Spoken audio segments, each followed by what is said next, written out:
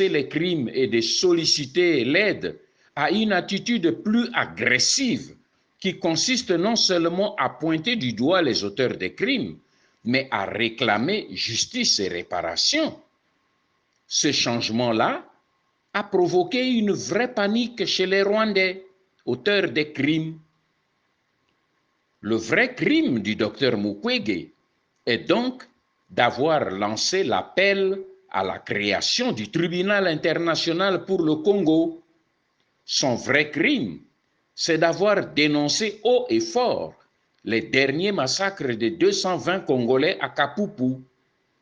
Et son vrai crime, c'est d'avoir affirmé haut et fort que sans justice, il ne peut y avoir de paix au Congo. Deuxième fait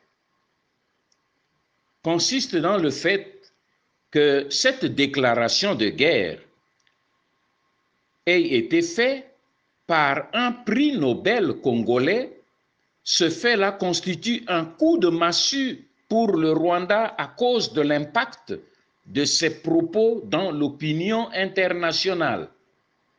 Rappelons que les Rwandais ont réussi à faire taire la classe politique congolaise à l'intérieur de la RDC. Ils se sont attelés à diaboliser la résistance congolaise ensuite, à travers la diaspora, et ainsi que les Congolais de l'intérieur du pays.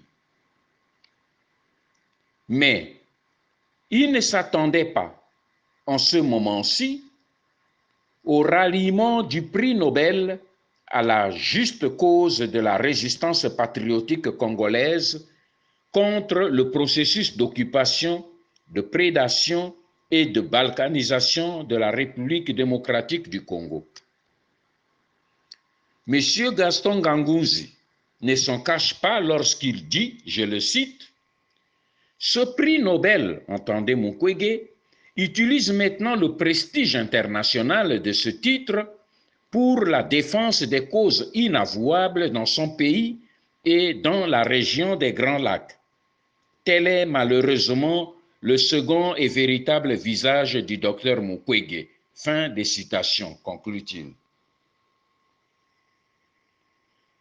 James Kabarebe prétend que l'armée rwandaise n'a jamais tué des réfugiés au Congo.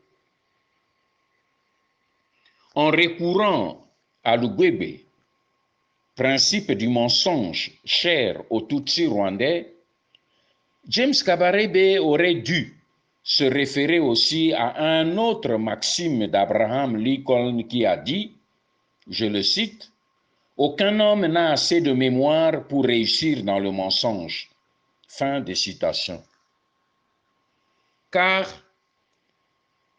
en tenant pareils propos insensés, le général rwandais semble avoir oublié ses propres déclarations publiques faites dans le documentaire Afrique en morceaux, où il se présente lui-même orgueilleusement comme étant l'initiateur et l'organisateur de l'AFDL, au sein de laquelle les Congolais n'étaient que des simples figurants pour cacher la présence de la vaillante armée rwandaise.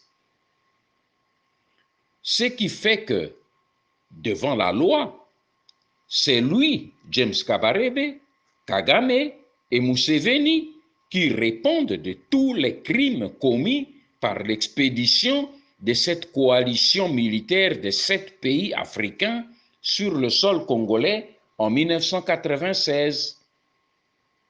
Et lorsque James Kabarebe évoque l'absence de cadavres pour rejeter l'accusation du génocide des Congolais en déclarant sans sourciller, je le cite, « Vous ne pouvez pas tuer 6 millions de personnes et même pas pouvoir montrer un corps. » Fin des citations. Mais James Kabarebe a oublié les découvertes, les nombreuses découvertes des nombreux charniers qui jonchent la forêt tropicale à partir de l'est de la République démocratique du Congo jusqu'à l'ouest, à Ionda, près de Mbandaka, dans la province de l'Équateur. Il a oublié les charniers dans les marécages qui n'ont jamais été découverts.